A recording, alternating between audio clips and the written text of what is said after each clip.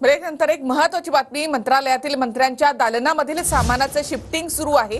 नवं मंत्रिमंडळ अस्तित्वात येणार असल्यामुळे या सामानाचं शिफ्टिंग आता केलं जात आहे।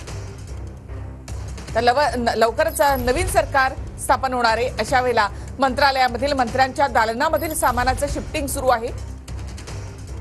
काही नवे चेहरे मंत्रिमंडळामध्ये दिसणार का हे देखील पाहणं महत्त्वाचं असेल। मात्र सध्या तरी मंत्रालयातील मंत्र्यांच्या दालनामधलं सामान शिफ्ट केलं जाते।